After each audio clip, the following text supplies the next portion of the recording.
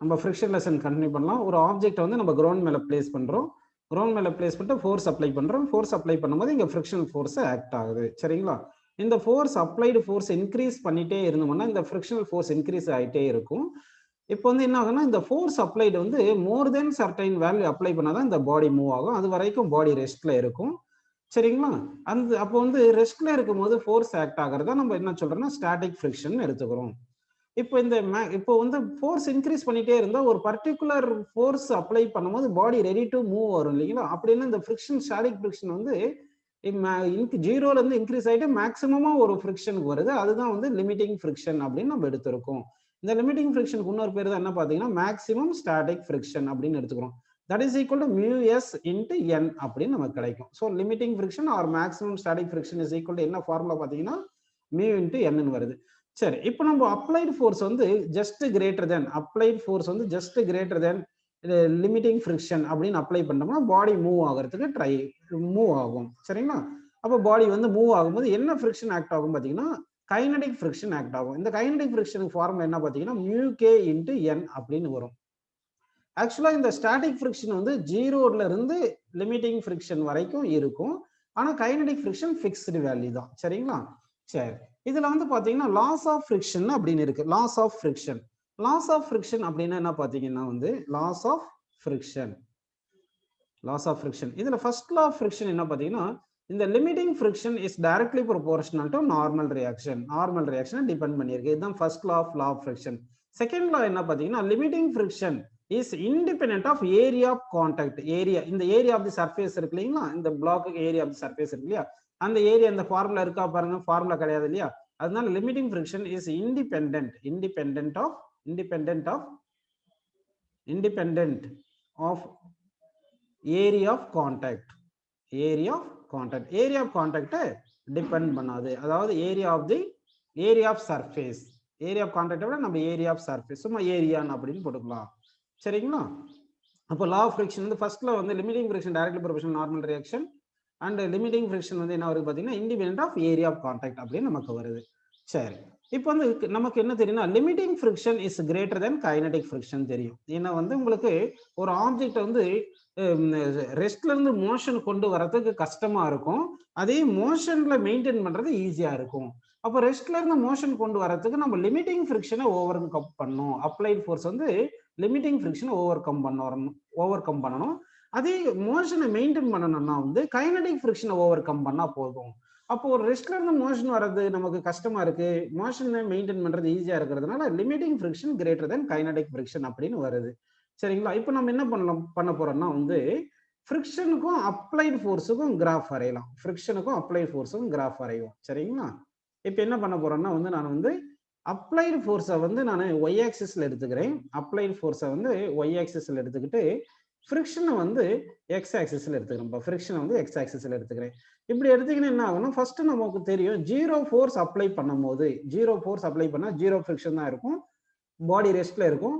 இப்போ force apply பண்ணது increase பண்ணிட்டே போனா ஃப்ரிக்ஷன் இன்க்ரீஸ் ஆயிட்டே இருக்கும். ஒரு பர்டிகுலர் வரைக்கும் தான் லிமிட்டிங் ஃப்ரிக்ஷன் வரைக்கும் இன்க்ரீஸ் ஆகும். லிமிட்டிங் ஃப்ரிக்ஷன் வரைக்கும் இன்க்ரீஸ் ஆயிட்டு அதுக்கப்புறமா என்ன ஆகும்னா இன்க்ரீஸ் ஆகாது ஃப்ரிக்ஷன். சரிங்களா? அப்போ வந்து நல்லா கவனிங்க.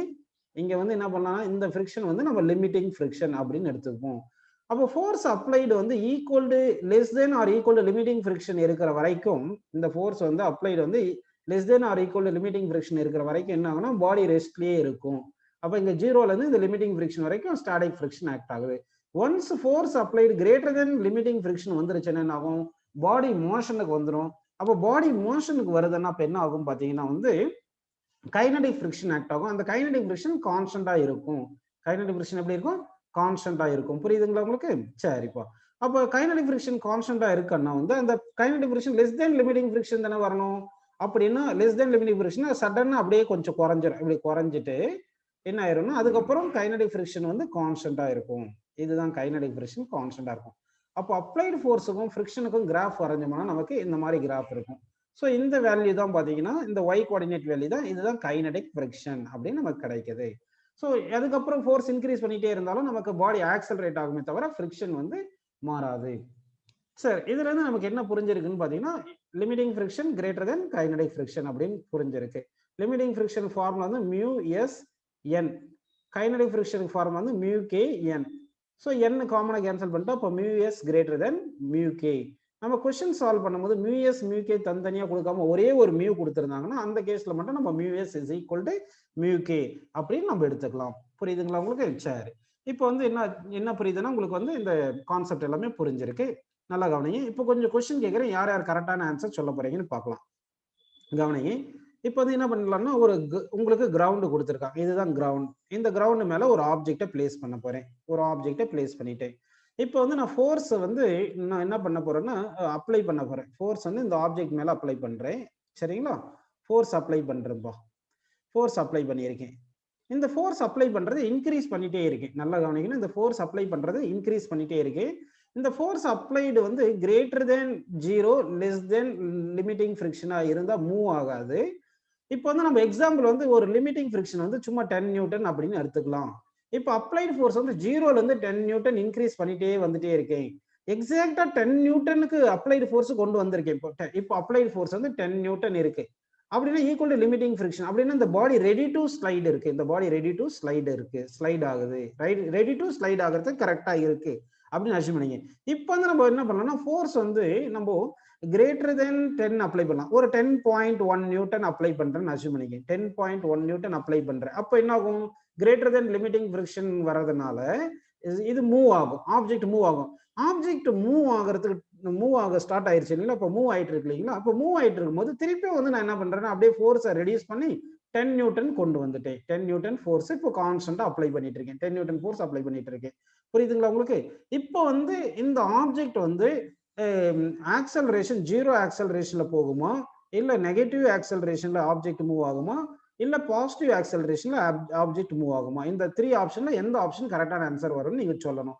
சரிங்களா? இங்க வந்து நம்ம கொடுத்தாச்சு coefficient of static friction greater than coefficient of kinetic friction அப்படின்னு நான் கொடுத்துட்டேன். இப்போ கொஸ்டினுக்கு ஆன்சர் சொல்லுங்க. இன்னொரு முறை கொஸ்டின் வந்து ரிப்பீட் பண்றேன்.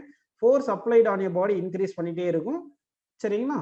இங்க வந்து லிமிட்டிங் ஃப்ரிக்ஷன் 10 நியூட்டன் அஸ்யூம் பண்ணிக்கிங்கன்னு கொடுத்துருக்கேன். சரிங்களா? லிமிட்டிங் ஃப்ரிக்ஷன் 10 நியூட்டன் கொடுத்துருக்கும். இப்போ நான் ஃபோர்ஸ் அப்ளைடு வந்து அப்படியே இன்க்ரீஸ் பண்ணிட்டு 10 நியூட்டனுக்கு வந்துட்டேன். அப்போ 10 நியூட்டன் ஃபோர்ஸ் அப்ளை பண்ணும்போது that is equal limiting friction இருக்கிறதுனால ரெடி டு ஸ்லைட் ஆகுறதுக்கு ட்ரை பண்ணுது. அப்படியே ரெடியா இருக்கு ஸ்லைட் ஆகிறதுக்கு.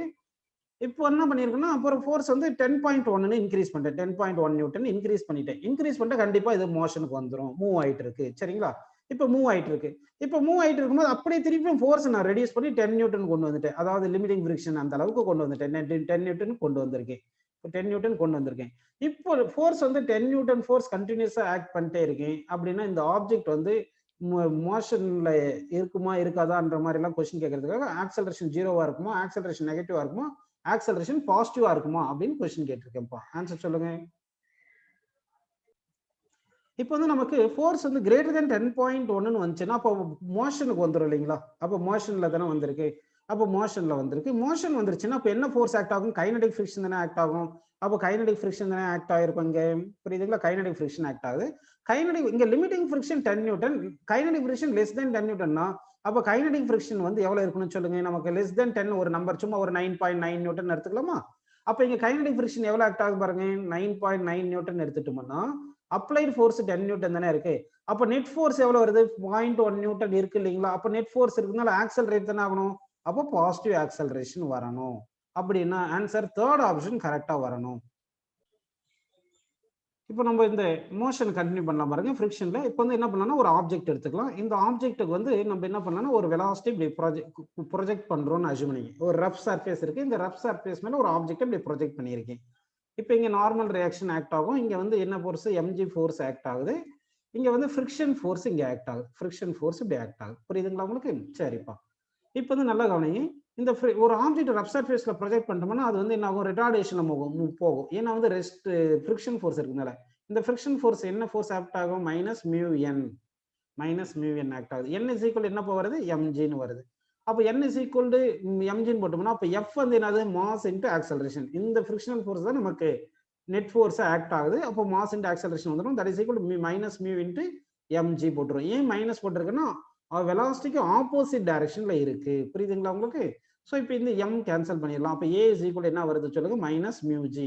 அப்போ வந்து ஒரு ஆப்ஜெக்ட் வந்து ஹாரிசான்டல் சர்ஃபேஸ்ல ரஃப் சர்ஃபேஸ்ல நம்ம ப்ரொஜெக்ட் பண்ணோம்னா இந்த பாடி வந்து ரிட்டார்டேஷன் மோஷன்ல போகும். எவ்வளவு ரிட்டார்டேஷன்ல போகுதுன்னா மைனஸ் மியூ ஜி. இங்க mu constant, g constant, so that A வந்து கான்ஸ்டன்டா இருக்கு. அப்போ ஏ கான்ஸ்டன்டா இருந்துச்சுன்னா நம்ம ஈக்குவேஷன்ஸ் ஆஃப் மோஷன் யூஸ் பண்ணிக்கலாம். இப்போ வந்து நமக்கு கொஸ்டின் கேட்கலாம், எப்படி கேட்கலாம்னா வந்து இந்த பாடி ப்ரொஜெக்ட் பண்ணும்போது after what time it comes to rest, after what distance travelled it comes to rest, இந்த மாதிரி எல்லாம் கொஸ்டின் கேட்பாங்க இல்லையா. இதுக்கு ஈக்குவேஷன்ஸ் ஆஃப் மோஷன் யூஸ் பண்ணிக்கலாம். v = u + at, a பிளேஸ்ல இது சப்ஸ்டிட் பண்ணிக்கிங்க, மைனஸ் மியூ ஜிடி. அடுத்து s is equal to ut plus half at square, ut plus half at square, a வந்து minus mu G, so minus of mu G T square எப்படின்னு போட்டுக்கலாம். அதே மாதிரி v square minus u square = 2as minus 2 into mu G into S அப்படின்னு போட்டிருக்கேன். a வந்து minus mu G. அப்போ equations of motion, அதாவது ஈக்குவேஷன்ஸ் ஆஃப் மோஷன் எப்பெல்லாம் நம்ம யூஸ் பண்ணலாம் பார்த்தீங்கன்னா, இங்கெல்லாம் ஆக்சலரேஷன் கான்ஸ்டன்டா இருக்கும். அந்த கான்ஸ்டன்ட் ஆக்சலரேஷன் மோஷன்ஸ்ல எல்லாமே ஆக்சலரேஷன் பிளேஸ்ல மைனஸ் மியூ ஜி போட்டுங்க. அதாவது வந்து எல்லா இடத்துலயும் மைனஸ் மியூ ஜி வரும்னு சொல்ல முடியாது. இங்க வந்து ஹாரிசான்டல் சர்ஃபேஸா இருக்கிறதுனால தான் ஃப்ரிக்ஷன் ஃபோர்ஸ்ல வந்து நமக்கு மைனஸ் மியூ ஜி வந்திருக்கு. வேற டிஃபரெண்ட் சர்ஃபேஸா இருந்துச்சுன்னா இப்போ நார்மல் ரியாக்ஷன் கண்டுபிடிச்சு சப்ஸ்டிட் பண்ணிட்டு தான் நம்ம என்ன பண்ணணும்னா ஆக்சலரேஷன் கண்டுபிடிக்கணும். எக்ஸாம்பிள் பாருங்க, ஹாரிசான்டல் சர்ஃபேஸா இல்லாம வேற சர்ஃபேஸுக்கு வந்து ஆக்சலரேஷன் என்ன வருது அப்படின்றத நம்ம பார்க்கலாங்களா. சரி பாருங்க, இப்போ வந்து என்ன பண்ணலாம்னா ஒரு இன்க்ளைன் பிளேன் எடுத்துக்கிறேன். நான் இப்போ வந்து ஒரு இன்க்ளைன் பிளேன் எடுத்திருக்கேன்ப்பா. ஒரு இன்க்ளைன் பிளேன் எடுத்துப்போம். இது இன்க்ளைன் பிளேன் எடுத்துக்கிறீங்களா. சரி, இப்போ இங்க என்ன பண்ணலாம்னா ஆங்கிள் தீட்டான்னு எடுத்துக்கலாம். ஆங்கிள் தீட்டான்னு எடுத்திருக்கேன். இங்க வந்து ஒரு ஆப்ஜெக்டை இங்க பிளேஸ் பண்ணியிருக்கேன். இங்க வந்து ஒரு ஆப்ஜெக்டை இப்படி பிளேஸ் பண்ணியிருக்கேன். ஆப்ஜெக்ட் இங்க பிளேஸ் பண்ணியிருக்கோம். இப்போ வந்து பாருங்க, இங்க நம்ம என்ன பண்ணலாம்னா இது வந்து ஒரு perpendicular to the incline plane, அடுத்து வந்து பேரலல் டு இன்க்ளைன் பிளேன் இப்படின்னு எடுத்திருக்கேன். உங்களுக்கு தெரியும் mg ஃபோர்ஸ் டவுன்வர்ட் ஆக்ட் ஆகும். அந்த mg ஃபோர்ஸை நம்ம ரிசால்வ் பண்ணோம்னா இந்த டைரக்ஷன்ல mg sin θ ஃபோர்ஸ் ஆக்ட் ஆகும். mg sin θ ஃபோர்ஸ் ஆக்ட் ஆகுது. சரிங்களா. இந்த டைரக்ஷன்ல என்ன ஃபோர்ஸ் ஆக்ட் ஆகும்? mg cos θ ஃபோர்ஸ் ஆக்ட் ஆகும். இந்த டைரக்ஷன்ல வந்து நார்மல் ரியாக்ஷன் ஆக்ட் ஆகுது. நார்மல் ரியாக்ஷன் ஆக்ட் ஆகுது. புரியுதுங்களா உங்களுக்கு? இப்போ இந்த கேஸ்ல வந்து normal reaction is equal to y டைரக்ஷன்ல மூவ் ஆகுது. Perpendicular to the surface object வந்து மூவ் ஆகாது. அதனால n is equal to mg cos θ ன்னு எடுத்துக்கிறோம். n இஸ் ஈக்குவல் என்ன எடுத்துக்கிறோம்னு சொல்லுப்பா, mg cos θ ன்னு எடுத்துக்கிறோம். புரியுதுங்களா உங்களுக்கு? ஸோ இப்போ இது வந்து ஒரு ரஃப் சர்ஃபேஸ்ல பிளேஸ் பண்ணி இருந்தோம்னா இந்த mg sin θ வந்து இந்த ஆப்ஜெக்டை புல் பண்றதுக்கு டவுன் தி மோஷன் வந்து மூவ் பண்றதுக்கு ட்ரை பண்ணும். அதனால ஃப்ரிக்ஷனல் ஃபோர்ஸ் வந்து ஆப்போசிட்டா ஆக்ட் ஆகுது. ஃப்ரிக்ஷனல் ஃபோர்ஸ் ஆப்போசிட் டைரக்ஷன்ல ஆக்ட் ஆகும். இந்த டைரக்ஷன்ல ஆக்ட் ஆகும். இந்த mg sin θ வந்து லிமிட்டிங் ஃப்ரிக்ஷன் விட கம்மியா இருந்துச்சுன்னா இது ரெஸ்ட்ல இருக்கும். mg sin θ வந்து லிமிட்டிங் ஃப்ரிக்ஷன் விட கம்மியா இருந்துச்சுன்னா இது ரெஸ்ட்ல இருக்கும். புரியுதுங்களா உங்களுக்கு? mg sin θ equal to limiting ஃப்ரிக்ஷனா இருந்துச்சுன்னா ரெடி டு ஸ்லைட் டவுனா இருக்கும். ரெடி டு ஸ்லைட் டவுனா இருக்கும். இது mg sin θ greater than limiting friction இருந்துச்சுன்னா அப்போ மூவ் ஆகும். மூவ் ஆயிட்டு இருக்கும். புரியுதுங்களா உங்களுக்கு? சரி சரி, இங்க புல்லிங் ஃபோர்ஸ் என்ன பாத்தீங்கன்னா, புல்லிங் ஃபோர்ஸ் வந்து mg sin θ. இப்போ நான் என்ன பண்றேன்னா இந்த θ வந்து இன்க்ரீஸ் பண்ணிட்டே போறேன்ப்பா. இந்த θவை இன்க்ரீஸ் பண்ணிட்டே போறேன்.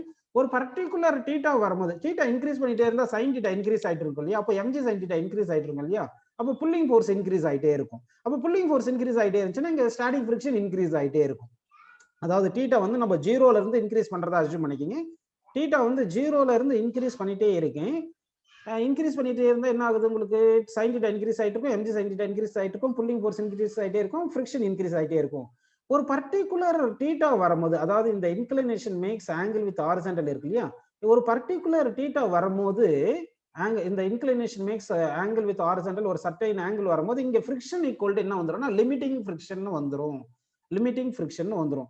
அந்த θ அந்த ஒரு பர்டிகுலர் θல இங்க லிமிட்டிங் ஃப்ரிக்ஷன் வருது இல்லையா, அந்த θ விட கொஞ்சம் ஆங்கிளை கூட்டிட்டு பண்ணாவே புல்லிங் ஃபோர்ஸ் இன்க்ரீஸ் ஆயிரும். அப்போ வந்து என்ன ஆகுதுன்னா பாடி வந்து மூவ் ஆயிரும். ஏன்னா ஃப்ரிக்ஷன் இன்க்ரீஸ் ஆகாது. சரிங்களா. அப்போ வந்து நம்ம என்ன பண்ணலாம்னா ஒரு பர்டிகுலர் ஆங்கிள் ஆஃப் θன்னு எடுத்துக்கிறோம். அந்த ஆங்கிள் வந்து பாடி ரெடி டு ஸ்லைடு இருக்குன்னு எடுத்துக்குவோம். அந்த ஆங்கிளை தான் நம்ம என்ன சொல்றோம், angle of repose. Angle of repose அப்படின்னு சொல்லலாம். ஆங்கிள் ஆஃப் ரெப்போஸ் இல்லைன்னா ஆங்கிள் ஆஃப் ரெஸ்பான்ஸ். ரெப்போஸ்ன்னு சொல்லுவோம். ஆங்கிள் ஆஃப் ரெஸ்பான்ஸ் அந்த ஆங்கிள் ஆல்ஃபான்னு எடுத்துக்கிறேன் நான். என்னப்பா?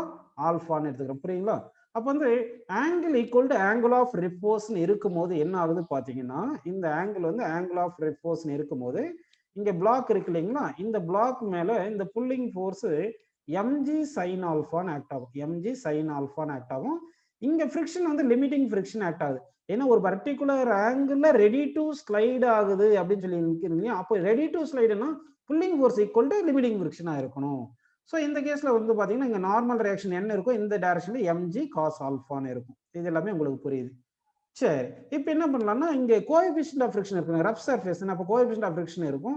அதுக்கும் இந்த ஆங்கிளுக்கும் ரிலேஷன் நம்ம டெரைவ் பண்ணலாம். பாருங்க என்ன பண்ணலாம்னா, ஆக்சுவலா இங்க லிமிட்டிங் ஃப்ரிக்ஷனுக்கு என்ன ஃபார்முலா எடுக்கலாம், மியூ இன்ட்டு n எடுக்கலாமா. இங்க வந்து பாடி வந்து ரெஸ்ட்ல தான் இருக்கு, ரெடி டு ஸ்லைட் டவுன் ரெஸ்ட்ல தான் இருக்கு. அப்போ perpendicular to incline plane rest as well as along the inclined plane rest. அப்போ பர்பெண்டிகுலர் டு இன்க்ளைன் பிளேன் எடுத்தோம்னா n is equal to mg cos alpha ன்னு எடுத்துக்கலாம் இல்லையா? ஏன்னா perpendicular to incline plane move ஆகல. சரிங்களா? அப்ப இந்த லிமிட்டிங் ஃபிரிக்ஷனுக்கு என்ன பண்ணலாம்னா mu into mg cos alpha அப்படின்னு போட்டுக்கலாம்.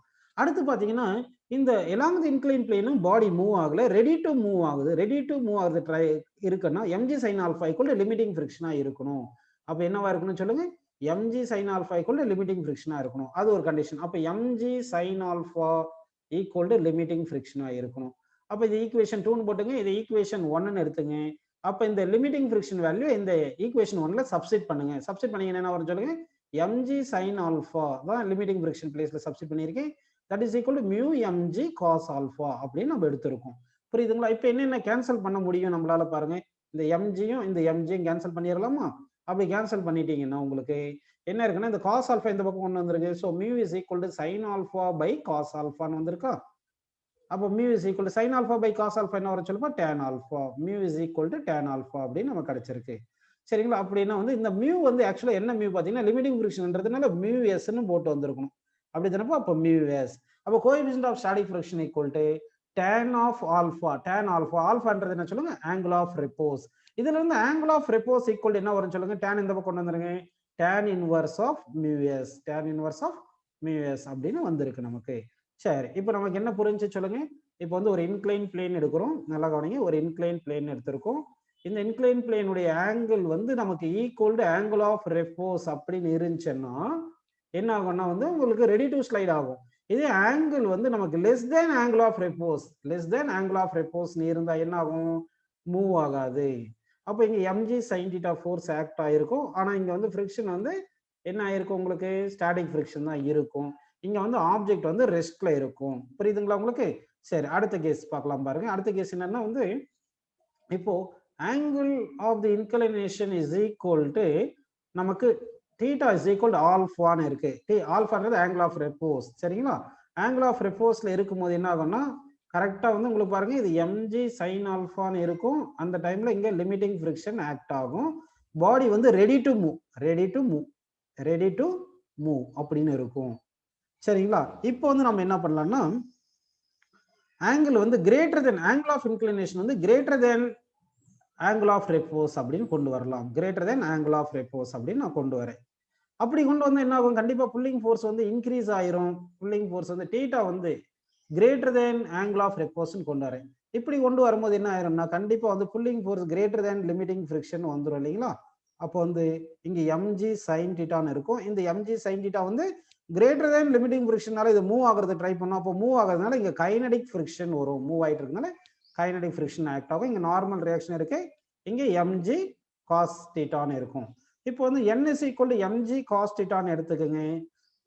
கைனடிக் ஃபிரிக்ஷன் இப்போ இது மூவ் ஆகுறதுனால கைனடிக் ஃபிரிக்ஷன் இருக்கும். இங்க acceleration a down the plane இருக்கும். ஆக்சலரேஷன் டவுன் தி பிளேன் இருக்கும். சரிங்களா? அப்போ fk is equal to mu k into n தானப்பா. அப்போ fk is equal என்ன வருது பாருங்க? mu k into n வந்து என்ன பண்ணலாம் சொல்லுங்க? mg cos theta அப்படின்னு போட்டுக்கலாம். இதுதான் வந்து கைனடிக் ஃபிரிக்ஷன் அப்படின்னு வந்திருக்கு. இப்போ நம்ம என்ன பண்ண போறோம்னா ஆக்சலரேஷன் கண்டுபிடிக்க போறோம். ஆக்சலரேஷன் கண்டுபிடிக்கிறதுக்கு ஃப்ரீ பாடி டயக்ராம் வரையலாம். ஃப்ரீ பாடி டயக்ராம் எந்த கேஸுக்கு? ஆக்சலரேட்டிங் கேஸுக்கு. ஆக்சலரேட்டிங் கேஸ் கிடைக்கும்போது ஃப்ரீ பாடி டயக்ராம் வரையும் போது நல்லா கவனிங்க. இப்போ இந்த டைரக்ஷன்ல mg sin theta ஆக்ட் ஆகுதுங்களா? இந்த டைரக்ஷன்ல friction force kinetic friction act ஆகுது. ஆக்சலரேஷன் இந்த டைரக்ஷன்ல இருக்கு. அப்போ வந்து நெட் ஃபோர்ஸ் பாத்தீங்கன்னா உங்களுக்கு ஆக்சலரேஷன் டைரக்ஷன்ல mg sin theta இருக்கு. ஆப்போசிட் டைரக்ஷன்ல ஆக்சலரேஷன் ஆப்போசிட்டா கைனடிக் ஃபிரிக்ஷன் இருக்கிறதுனால net force equal to mass into acceleration தானே பண்ணும். mg sin theta வந்து பாசிட்டிவ்னு எடுத்துக்கோங்க. கைனடிக் ஃபிரிக்ஷன் நெகட்டிவ்னு எடுத்துட்டு இஸ் ஈக்குவல் டு ma ன்னு எடுத்துக்கோங்க. இப்போ கைனடிக் ஃபிரிக்ஷன் நீங்க கண்டுபிடிச்சிருக்கீங்க, இதை சப்ஸ்டிட் பண்ணுங்க. அப்ப என்ன வரும் பாருங்க? mg sin theta minus mu mg cos theta. சரிங்களா? இங்க mu k போடுங்க. mu mg cos theta is equal to ma. புரியுதுங்களா? உங்களுக்கு என்னென்ன கேன்சல் பண்ணலாம் பாருங்க. m காமனா கேன்சல் பண்ணிடலாம். m காமனா கேன்சல் பண்ணிட்டோமா? இப்போ வந்து நம்ம என்ன பண்ணலாம்னா ஆக்சலரேஷன் என்ன வேணும்? இதுல என்ன காமனா எடுக்கலாம்? g காமனா எடுத்துங்க. g காமனா எடுத்தீங்கன்னா sin theta minus mu k cos theta. sin theta minus mu k cos theta அப்படின்னு நம்ம எடுத்துக்கணும். ஸோ இப்போ வந்து என்ன பண்றீங்கன்னா நீங்க வந்து இன்க்ளைன் பிளேன்ல மூவ் ஆகும்போது ஆப்ஜெக்ட் வந்து மூவ் ஆச்சுன்னா அப்போ ஆக்சலரேஷன் என்ன பார்த்தீங்கன்னா g into sin theta minus mu k cos theta. இந்த ஆக்சலரேஷனை கொண்டு போயிட்டு நம்ம இந்த ஃபார்முலாஸ்ல சப்ஸ்டிட் பண்ணிக்கலாம். v = u + at, s = ut + half at square, v square - v square = 2as இருக்கு இல்லையா? அதுல வந்து நம்ம என்ன பண்ணலாம்னா இந்த ஆக்சலரேஷனை சப்ஸ்டிட் பண்ணலாம். அதாவது v = u + at, s = ut + ஏன்னா கான்ஸ்டன்ட் ஆக்சலரேஷன் தான். θ constant, mu constant, g constant, இதெல்லாம் சப்ஸ்டிட் பண்ணிடலாம். s = ut + half at square, v square - u square = 2as. இதுல வந்து நீங்க சப்ஸ்டிட் பண்ணீங்கன்னா உங்களுக்கு என்ன வேணுமோ அதை நீங்க சால்வ் பண்ணிக்கலாம். புரியுதுங்களா உங்களுக்கு? சரி, இப்போ வந்து என்ன பண்ணியிருக்கோம், நம்ம ஆங்கிள் வந்து லெஸ் தேன், அதாவது ஆங்கிள் வந்து கிரேட்டர் தேன் ஆல்பாவா இருக்கும்போது தான் ஒரு ஆப்ஜெக்டை டிரா பண்ணும்போது இப்படி ஸ்லைட் டவுன் ஆகுது அப்படின்றது உங்களுக்கு புரியுது. சரிங்களா? ஒருவேளை ஒரு ஆப்ஜெக்ட் எடுத்து நம்ம அப் தி பிளேன் ப்ரொஜெக்ட் பண்றோம்னு வச்சுக்கோங்க. ஒரு ஆப்ஜெக்ட் வந்து அப் தி பிளேன் ப்ரொஜெக்ட் பண்றோம். இப்போ ஆங்கிள் θ இருக்கு. ஒரு ஆப்ஜெக்ட் என்ன பண்றேன்னா அப் தி பிளேன் ப்ரொஜெக்ட் பண்றேன். அப் தி பிளேன் ப்ரொஜெக்ட் பண்ணோம்னா வெலாசிட்டி v ல ப்ரொஜெக்ட் பண்றோம்னு வச்சுங்க, கண்டிப்பா எந்த ஆங்கிளா இருந்தாலும் சரி, இது மோஷன்ல இருக்கிறதுனால கண்டிப்பா கைனடிக் ஃபிரிக்ஷன் இந்த டைரக்ஷன்ல ஆக்ட் ஆகும். அடுத்து இங்க வந்து mg sin θவும் இந்த டைரக்ஷன்ல ஆக்ட் ஆகும். அப்போ வந்து அப் தி பிளேன் ப்ரொஜெக்ட் பண்ணும்போது என்ன ஆகுதுன்னு பாத்தீங்கன்னா, உங்களுக்கு ஆப்ஜெக்ட் வந்து அப்போசிங் ஃபோர்ஸ் வந்து mg sin θ ஃபிரிக்ஷன் ரெண்டுமே ஒரே டைரக்ஷன்ல ஆக்ட் ஆகுது பாருங்க. mg sin θவும் ஃபிரிக்ஷன் ஒரே டைரக்ஷன்ல ஆக்ட் ஆகுது. அப்போ நெட் ஃபோர்ஸ் வந்து என்ன ஆகும்னா வெலாசிட்டி ஆப்போசிட்டா இருக்கிறதுனால நெட் ஃபோர்ஸ் வந்து நெகட்டிவா இருக்கும். அப்போ -mg sin θ மைனஸ் ஃபிரிக்ஷன், மைனஸ் காமன் எடுத்ததுனால ஃபிரிக்ஷன் fkன்னு போட்டுருங்க. இப்போ ஃபிரிக்ஷன் ஃபோர்ஸ் என்ன பண்ணலாம், இங்க வந்து நார்மல் டைரக்ஷன் போட்டு இங்க mg cos θ தானே எடுப்போம். அப்போ ஃபிரிக்ஷன் ஃபோர்ஸ் fk = என்ன வரும்னு சொல்லுங்க, μk mg cos θ அப்படின்னு எடுத்துக்கிட்டீங்கன்னா, அப்போ இங்க சப்ஸ்டிட் பண்ணுங்க, இங்க சப்ஸ்டிட் பண்ணலாம். ஃபிரிக்ஷன் இந்த நெட் ஃபோர்ஸ் வந்து m × a போட்டோம்னா that is equal -mg sin θ அப்படியே எழுதிட்டு இந்த ஃபிரிக்ஷன் ஃபோர்ஸ் வந்து μk mg cos θ அப்படின்னு எழுதிக்கிறோம். சரிங்களா? mg cos θன்னு எழுதணும். ஏன்னா ஃபிரிக்ஷன் வந்து நம்ம mg cos θன்னு கண்டுபிடிச்சிருக்கோம். mg cos θ. சரிங்களா? இப்போ என்ன பண்ணலாம்னா இந்த m காமனா கேன்சல் பண்ணிடுங்கப்பா. இங்க mg இருக்கும். சரிங்களா? இப்போ வந்து என்ன பண்ணலாம்னா நம்ம ஆக்சலரேஷன் என்ன வரும்னா -g காமனா எடுத்துடலாம் இல்லையா? g காமனா எடுத்துட்டு sin θ பிளஸ் μk cos θ இப்படின்னு வரும். புரிஞ்சுங்களா உங்களுக்கு? அப்போ ஒரு ஆப்ஜெக்ட் என்ன பண்றேன்னா டவுன் தி பிளேன் இப்படி விட்டோன் டிராப் ஆயிட்டு இருக்கு. இன்க்ளைன் பிளேன்ல இப்படி டவுன் தி பிளேன் இப்படி வரும்போது ஸ்லைட் டவுன் ஆகும்போது ஆக்சலரேஷன் இந்த ஃபார்முலா. ஆனா நாமளா ஒரு ஆப்ஜெக்டை அப் தி பிளேன் ப்ரொஜெக்ட் பண்ணும்போது, அப் தி பிளேன் ப்ரொஜெக்ட் பண்ணியிருக்கும் பாருங்க வெலாசிட்டி இப்படி ப்ரொஜெக்ட் பண்ணா அப்போ ரிட்டார்டேஷன் வந்து என்ன வருதுன்னா g × sin θ plus μk cos θ, இது மைனஸ் ரிட்டார்டேஷன்ல போகும் அப்படின்னு நம்ம எடுத்துக்கணும். ஸோ ஒவ்வொரு கேஸ்லயும் வந்து நமக்கு என்ன ஆகும்னா வந்து ஆக்சலரேஷன் என்ன இருக்குன்னு கண்டுபிடிக்கணும். அதை ஈக்குவேஷன்ஸ் ஆஃப் மோஷன்ல சப்ஸ்டிட் பண்ணோம்னா நமக்கு velocity attained by the object after certain time, distance traveled by the body in the certain time, இதெல்லாம் நமக்கு கிடைக்கும். சரிங்களா? இப்போ நெக்ஸ்ட் பாருங்க, ஒரு கான்செப்ஷுவல் ரொம்ப இம்பார்ட்டன்ட் கொஸ்டின் இது. ஒரு கிரவுண்ட் இங்க எடுத்திருக்கேன், நல்லா கவனிங்கப்பா. இப்போ பிளாக் 2 பிளாக் எடுக்க போறேன். நான் 2 பிளாக் எடுக்கிறேன். சரிங்களா? 2 பிளாக் எடுத்துக்கலாம். இது பிளாக், இது ஃபர்ஸ்ட் பிளாக்னு எடுத்திருக்கேன், கவனிங்க. இன்னொரு பிளாக் எடுக்க போறேன் பாருங்க, அது இன்னொரு பிளாக் அப்படின்னு எடுத்திருக்கேன். நல்லா கவனிக்கணும். இந்த கான்செப்ட் ரொம்ப இம்பார்ட்டன்ட், நீங்க கவனிங்க. இப்போ நான் என்ன பண்றேன்னா இந்த ஆப்ஜெக்ட் மேல ஃபோர்ஸ் அப்ளை பண்றேன். இந்த ஆப்ஜெக்ட் மேல, இந்த கிரவுண்ட்ல இருக்கிற ஆப்ஜெக்ட் இருக்குல்ல, இந்த ஆப்ஜெக்ட் மேல ஃபோர்ஸ் அப்ளை பண்றேன் நான். அஸ்யூம் பண்ணிக்கிங்க. இப்போதைக்கு மட்டும் இந்த கிரவுண்ட் வந்து ஃபிரிக்ஷன்லெஸ் சர்ஃபேஸ். ஆனா இந்த 2 பிளாக் இருக்கு இல்லையா, அது பிளாக் ஏ, இது பிளாக் பி இருக்கு இல்லைங்களா? Between block A and block B coefficient of friction mu இருக்குன்னு எடுத்துக்கோங்க. இப்போ நல்லா கவனிங்க. இப்போ வந்து நான் ஃபோர்ஸ் வந்து பிளாக் ஏ மேல அப்ளை பண்றேன். கிரவுண்ட் வந்து ஸ்மூத்தா இருக்கு. பிட்வீன் ஏ அண்ட் பி வந்து எப்படி இருக்குன்னா உங்களுக்கு வந்து ரஃப் சர்ஃபேஸா இருக்கு. இப்போ ஏ பிளாக் ஏ வந்து நம்ம மூவ் பண்ணும்போது இந்த பிளாக் பி என்ன பண்ணோம்னா மோஷன் ஆஃப் ஏவை அப்போஸ் பண்ணும். அதனால பிளாக் ஏ மேல நமக்கு ஃபிரிக்ஷன் ஃபோர்ஸ் வந்து opposite to the applied force act ஆகுது. அப்போ ஃபிரிக்ஷன் ஃபோர்ஸ் இந்த டைரக்ஷன்ல ஆக்ட் ஆகுது. நல்லா கவனிங்க. நம்ம கிரவுண்ட் வந்து ஸ்மூத் எடுத்துட்டோம், 2 பிளாக் பிளேஸ் பண்ணியிருக்கோம். ஆப்ஜெக்ட் ஏ, ஆப்ஜெக்ட் பி இருக்கு. ஆப்ஜெக்ட் ஏ மேல, ஆப்ஜெக்ட் பி வந்து ஆப்ஜெக்ட் ஏ மேல தான் பிளேஸ் பண்ணியிருக்கேன். கான்டாக்ட்ல தான் இருக்கு. நமக்கு சும்மா கொஞ்சம் டயக்ராம் வரையணும், ஃபோர்ஸ் எல்லாம் ரெப்ரசென்ட் பண்ணன்றதெல்லாம் கொஞ்சம் கேப் விட்டு வரைஞ்சிருக்கேன். புரியுதுங்களா உங்களுக்கு? இப்போ ஆப்ஜெக்ட் ஏ மேல நான் ஃபோர்ஸ் அப்ளை பண்ணி இந்த ஆப்ஜெக்ட் ஏவை புல் பண்றேன்ப்பா. இப்போ ஃபிரிக்ஷன் ஃபோர்ஸ் வந்து எங்க ஆக்சுவலா between A and B rough சர்ஃபேஸ்னு. அப்போ ஏ மூவ் ஆகும்போது பி என்ன பண்ணும், opposite the motion of A தானே வரும். அதனால பிளாக் பி வந்து என்ன பண்ணுதுன்னா பிளாக் ஏ மேல ஃபிரிக்ஷன் ஃபோர்ஸ் ஆப்போசிட்டா அப்ளை பண்ணுது. இந்த டைரக்ஷன்ல ஃபிரிக்ஷன் இருக்கு. இப்போ frictional force exerted by block B on block A வந்து ஆக்ஷன் எடுத்துக்கிட்டீங்கன்னா for every action there is an equal and opposite reaction இருக்கணும் இல்லையா?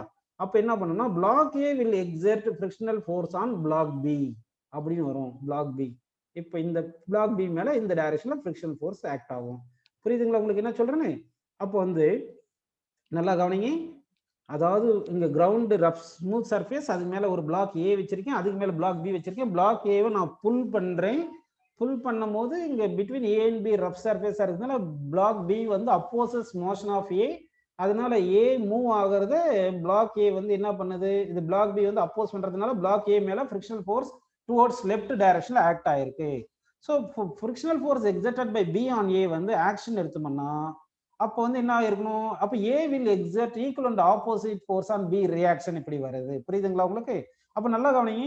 இப்போ இந்த பிளாக் ஏ இருக்கு இல்லைங்களா, இந்த பிளாக் ஏ மேல அப்ளைட் ஃபோர்ஸ், இந்த ஃப்ரிக்ஷனல் ஃபோர்ஸ், இந்த நெட் ஃபோர்ஸ் இருக்கு இல்லையா, இந்த நெட் ஃபோர்ஸ் டைரக்ஷன்ல இது இந்த டைரக்ஷன்ல மூவ் ஆகுது. பிளாக் பி வந்து பாத்தீங்கன்னா இந்த ஃப்ரிக்ஷனல் ஃபோர்ஸ் இருக்கு இல்லையா, இந்த ஃப்ரிக்ஷனல் ஃபோர்ஸ் இருக்கிறதுனால இந்த பிளாக் பி மூவ் ஆகுது.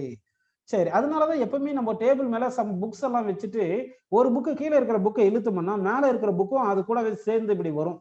அது காரணமே இந்த ஃப்ரிக்ஷன் ஃபோர்ஸ்னால தான். சரி, புரியுதுங்களா உங்களுக்கு? அப்படின்னா இங்க பாருங்க, இங்க வந்து ரொம்ப இம்பார்ட்டன்ட் கான்செப்ட் நீங்க பார்க்கணும். இந்த பிளாக் பிக்கு வெலாசிட்டி இந்த டைரக்ஷன்ல இருக்கும்போது பிளாக் ஏக்கும் வெலாசிட்டி இந்த டைரக்ஷன்ல இருக்கு. ஆனா பிளாக் ஏ மேல இருக்கிற ஃப்ரிக்ஷனல் ஃபோர்ஸ் வந்து வெலாசிட்டி ஆப்போசிட் டைரக்ஷன்ல இருக்கு. ஆனா பிளாக் பிக்கு ஃப்ரிக்ஷனல் ஃபோர்ஸும் வெலாசிட்டி சேம் டைரக்ஷன்ல இருக்கு. வெலாசிட்டி டைரக்ஷன்ல தானே டிஸ்பிளேஸ்மெண்ட் இருக்கும், வெலாசிட்டி டைரக்ஷன்ல தானே டிஸ்பிளேஸ்மெண்ட் இருக்கும். அப்படின்னா work done by friction on block B வந்து பாத்தீங்கன்னா பாசிட்டிவா இருக்கும், பாசிட்டிவா இருக்கும். கரெக்ட்டுங்களா? இதே work done by the friction on block A வந்து எப்படி இருக்கும் பாத்தீங்கன்னா, work done by the friction on block A வந்து எப்படி இருக்கும் பாத்தீங்கன்னா நெகட்டிவா இருக்கும். ஏன்னா ஆப்போசிட் தி மோஷனா இருக்கு. அதனால work done by the friction வந்து எப்பவுமே நெகட்டிவ்னு சொல்லிட முடியாது. ஒரு சில கேஸ்ல ஒர்க் டன் ஃப்ரிக்ஷன் என்ன பண்ணுதுன்னா இங்க பிளாக் பி வந்து மூவ் ஆகிறதுக்கு சப்போர்ட் பண்ணுது ஃப்ரிக்ஷன். அப்போ வந்து ஒர்க் டன் பாசிட்டிவா இருக்கு.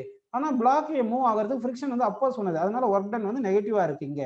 ஆனா உங்களுக்கு தெரியும் இன்னொரு கான்செப்ட் என்னன்னா, இப்போ ஒரு பாடி எடுத்துக்கிறோம், அது மேல ஃபோர்ஸ் அப்ளை பண்றோம், அப்போ ஃப்ரிக்ஷன் ஃபோர்ஸ் ஆக்ட் ஆகுது. இப்போ அப்ளைடு ஃபோர்ஸ் வந்து லெஸ் தேன் லிமிட்டிங் ஃப்ரிக்ஷனா இருந்தா அது மூவ் ஆகாது, ஸ்டாட்டிக் ஃப்ரிக்ஷனா இருக்கு. மூவ் ஆகலைன்னா அப்போ டிஸ்பிளேஸ்மெண்ட் ஜீரோவா இருக்கும். டிஸ்பிளேஸ்மெண்ட் ஜீரோனா ஒர்க் டன் வந்து ஜீரோ. இது கேஸ் சின்னு எடுத்துங்க. Work done by the friction on C வந்து ஜீரோ வந்திருக்குங்களா? அப்போ வந்து ஆப்ஜெக்ட் ரெஸ்ட்ல இருந்தா டிஸ்பிளேஸ்மெண்ட் இருக்காது, ஆனா ஃப்ரிக்ஷன் இருக்கு. அப்போ work done by static friction வந்து ஜீரோ வந்துச்சு பாத்தீங்களா உங்களுக்கு? அப்போ work done by the friction பாசிட்டிவா இருக்கலாம், நெகட்டிவா இருக்கலாம், ஜீரோவா இருக்கலாம், எப்படினாலும் இருக்கலாம். புரியுதுங்களா உங்களுக்கு? So work done by the friction is positive or negative or zero அப்படின்னு எடுத்துக்கிறோம். நெக்ஸ்ட் இங்க பாத்தீங்கன்னா இந்த ஃப்ரிக்ஷனல் ஃபோர்ஸ் என்ன பண்ணோம்னா, இந்த ஆப்ஜெக்ட் ஏ வந்து ஒரு 10 மீட்டர் பர் செகண்ட்ல மூவ் ஆயிட்டு இருக்குன்னு அஸ்யூம் பண்ணிக்கலாம். ஆப்ஜெக்ட் ஏ வந்து ஒரு 10 மீட்டர் பர் செகண்ட்ல மூவ் ஆயிட்டு இருக்குன்னு வச்சுங்க. இப்போ பிளாக் பி வந்து ஆப்ஜெக்ட் ஏல பிளேஸ் பண்றதுனால பிளாக் பி என்ன பண்ணும், ஆப்ஜெக்ட் ஏ மோஷன் அப்போஸ் பண்ணும். அதனால ஆப்ஜெக்ட் ஏக்கு வந்து பிளாக் பி பிளேஸ் பண்ணதுக்கு அப்புறமா ஏக்கு வந்து கொஞ்சம் வெலாசிட்டி குறைஞ்சிருக்குமா 9 மீட்டர் பர் செகண்ட் வந்துருது. ஆனா பிளாக் பி கொஞ்சம் வெலாசிட்டி கெயின் பண்ணிக்கும் இல்லைங்களா? அப்ப பிளாக் பி வெலாசிட்டி வந்து கெயின் பண்ணிக்கிறதுனால அதுக்கு ஒரு சும்மா ஒரு 5 மீட்டர் பர் செகண்ட் வந்திருக்குன்னு வச்சுக்கோங்க. இப்போ what is the velocity of the A with respect to பின்னு பார்த்தோம்னா 9 - 5 போட்டா 4 வருது இல்லைங்களா? அப்படின்னா என்ன வருது பாருங்க, உங்களுக்கு பிளாக் பி வந்து பிளாக் ஏ மேல பிளேஸ் பண்ணும் போது என்ன ஆகுதுன்னா ரிலேட்டிவ் வெலாசிட்டி டிக்ரீசஸ். அதனால நம்ம ஃப்ரிக்ஷனல் ஃபோர்ஸ் எப்படி டிஃபைன் பண்ணணும் பாத்தீங்கன்னா வந்து frictional force opposes relative motion between two surfaces அப்படின்னு நம்ம கன்சிடர் பண்ணணும். எப்பவுமே ஃப்ரிக்ஷனல் ஃபோர்ஸ் எப்படி இருக்கும், ஃப்ரிக்ஷனல் ஃபோர்ஸ் டைரக்ஷன் எப்படி இருக்கும் பாத்தீங்கன்னா the direction of frictional force so as to oppose the relative motion between two surfaces அப்படின்னு நம்ம எடுத்துக்கணும்.